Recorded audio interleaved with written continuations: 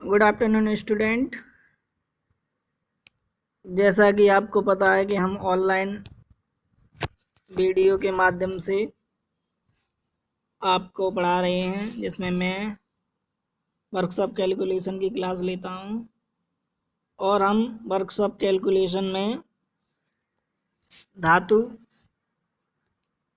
धातु विज्ञान यानी कि मेटल धातु विज्ञान मटेरियल साइंस चैप्टर पढ़ रहे थे। और आज हम इस चैप्टर में राउट आयरन के बारे में पढ़ेंगे। तो चलिए चलते हैं। ये है राउट आयरन। राउट आयरन क्या होता है? तो यह लोहे का क्या होता है? शुद्ध रूप होता है।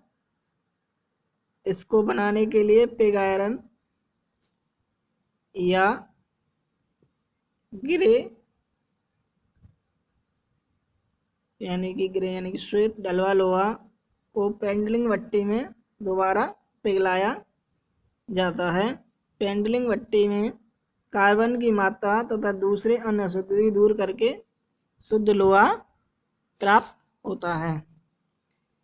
पिटवा लोहा में कार्बन की मात्रा 0.5% से कम होती है और पेंडलिंग भट्टी में पिघलते समय लोहा सीधा संपर्क कॉइल से नहीं होता और भट्टी के अंदर आयरन ऑक्साइड का लेप करके पिघले कच्चे लोहे को इसके संपर्क में लाया जाता है, जिससे इसकी अशुद्धियाँ क्या होती हैं?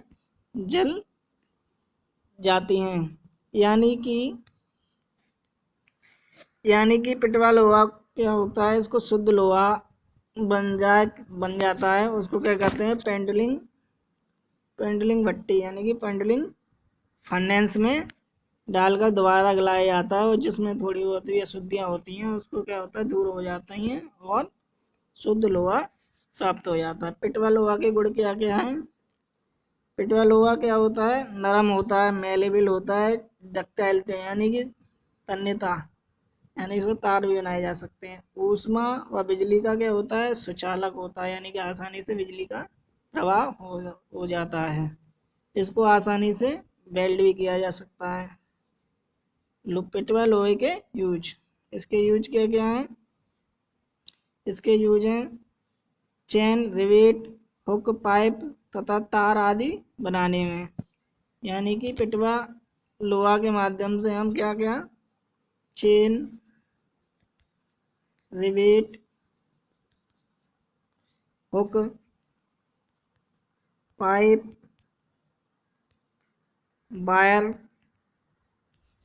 बना सकते हैं। तो ये तो हमारा क्या हो गया? पिटवा लोहा। अब हम पढ़ेंगे कार्बन स्टील के बारे में। तो कार्बन स्टील क्या होता है? तो ये आ गया हमारा कार्बन स्टील। यह शुद्ध लोहा होता है जिसमें कार्बन की मात्रा क्या होती है? अधिक होती है। यानी कार्बन स्टील में क्या होती है? नाम से ही पता चल रहा है कार्बन स्टील, यानी कि कार्बन की मात्रा इसमें क्या होती है? अधिक होती है, जिसके कारण यह अधिक क्या होता है? कार्बन ज़्यादा होगी तो अधिक कठोर होगा और चिमड़ा होता है।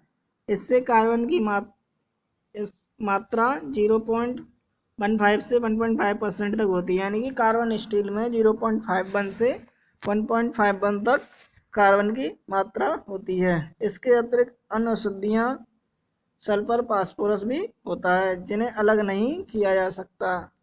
इसे एक निश्चित तापक्रम पर गर्म करके तेल या पानी में ठंडा करके क्या किया जाता है? और भी कठोर और टेम्पर्ड बना दिया जाता है। यानी कि टेम्पर्ड करने के लिए क्या करते हैं? इसको बहुत ज़्यादा गर्म करके पानी में या किसी तेल में डाल देते हैं, जिससे क्या हो जाता है? वो टेम्पर्ड हो जाता है।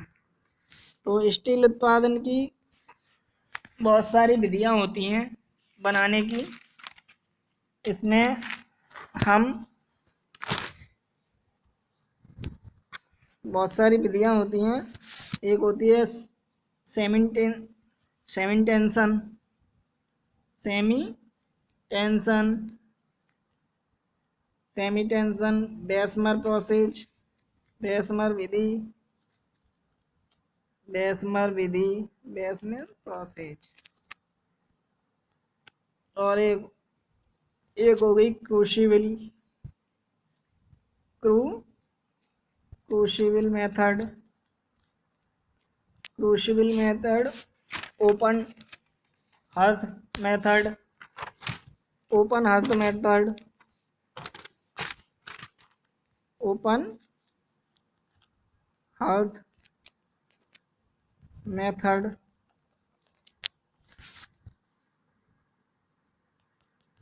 Open hearth method, electric method, electric method. ये सब क्या है? ये सब क्या है? स्टील बनाने की विधि है।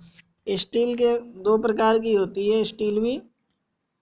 एक होती है प्लेन, दो प्रकार की होती है, एक होती है plain, plain carbon, plain carbon steel, और एक होती है एलॉय स्टील,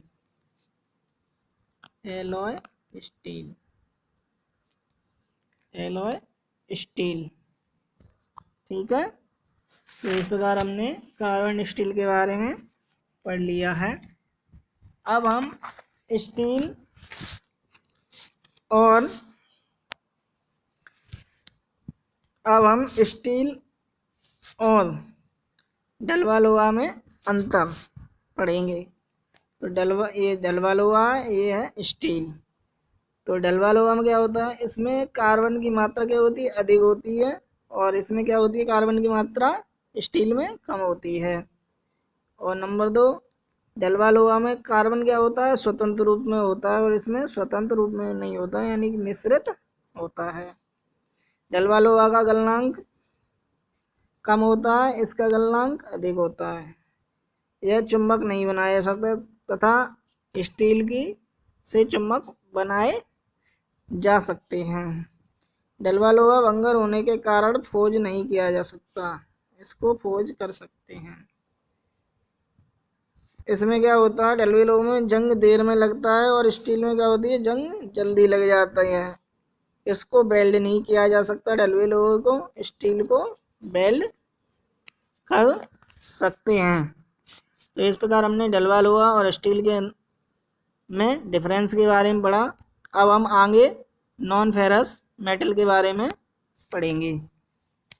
तो non ferrous metal, non ferrous metal क्या होते हैं? वह धातु में, इन धातुओं में क्या होती है? लोहे का कोई भी भाग, वह धातु जिसमें लोहे का कोई भी भाग नहीं होता, क्या होती है? नॉन फेरस मेटल कहलाती है। Classification of non ferrous metal, इनके वर्गीकरण। Number 1, aluminium. एल्युमिनियम, एल्युमिनियम क्या है? इलेक्ट्रिक भट्टी में बॉक्साइड, एल्युमिनियम किससे प्राप्त होता है? बॉक्साइड अयस्क होता है, उससे क्या होता है? उससे तैयार किया जा सकता है। शुद्ध एल्युमिनियम की स्ट्रेंथ क्या होती है? कम होती है, इसलिए इसको मिश्रित धातुओं से अधिक यूज किया जाता है। इसके गुण क्या क्या है? ये 660 डिग्री पर पिघलता है, मेल्टिंग पॉइंट है इसका। घनत्व 2.7 होता है, रंग ब्लूस वाइट होता है, हल्का होता है, घातवर्धनी तथा विद्युत का सुचालक होता है। इसका हवाई जहाजों, बर्तनों, पेंट और बिजली के तारों आदि बनाने में यूज किया जाता है। Number 2, copper. ये क्या होता है? ये कॉपर पायराइट से प्राप्त किया जाता है। कॉपर पायराइट एक अयस्क होता है, उससे कॉपर प्राप्त किया जाता है। इसके गुण क्या क्या हैं? ये लाल भूरे रंग का होता है, इसका गलनांक 1084 होता है, आपेक्षिक घनत्व 8.94 होता है। यह जंग प्रतिरोधक होता है तथा नर्म, तन्य तथा घातवर्ध होता है। यह ताप एवं विद्युत का क्या होता है? सुचालक होता है, यानी कि इसमें विद्युत और ताप आसानी से प्रवाहित हो जाते हैं। इसका यूज कहाँ क्या होता है? तांबे का प्रयोग स्टीम पाइप, ट्यूब, रिवेट, बिजली के उपकरण बनाने में किया जाता है, और तथा दूसरी धातुओं के साथ मिलकर मिश्र धातु बनाने में भी यूज किया जाता है। नंबर 3 जस्ता, यह जिंक सल्फाइड तथा जिंक कार्बोनाइट एस्क से प्राप्त किया जाता है जिंक। तो ये हमारा जिंक आ गया। इसके गुण क्या क्या हैं जिंक के? इसका रंग होता है ब्लूइश वाइट, गलनांक 420, आपेक्षिक घनत्व 7.1 तथा ये भंगुर होता है यानी कि आसानी से टूट जाता है। और यह एक कैसी धातु है? बहुत ही सस्ती धातु है। इसका यूज कहाँ कहाँ होता है? इसका प्रयोग अधिकतर मिश्र धातुओं बनाने में किया जाता है और दूसरी धातुओं में परत यानी कि परत चढ़ाने में किया जाता है यानी गैल्वेनाइजेशन। बिजली के सेल, पेंट, एलॉय आदि बनाने में भी जस्ते का यूज किया जाता है। 4 नंबर शीशा। शीशा किससे प्राप्त किया जाता है? ये गैलेना नामक एस्क से बनाया जाता है। इसके गुण क्या क्या हैं? ये हल्के भूरे रंग का होता है, सफ़ेद कलर का। इसका गलनांक 327 डिग्री, आपेक्षिक तनाव 11.3 तथा नम्र तथा घातवर्ध। इस पे पानी व तेजाब का असर नहीं होता है। इसका यूज कहाँ कहाँ होता है? बंदूक की गोलियां बनाने में, बैटरी, सेल, बिजली के तार, लेड पेंट, एलॉय आदि बनाने में। नंबर 5 टिन, यह टिन स्टोन से प्राप्त किया जाता है। इसके गुण क्या क्या हैं?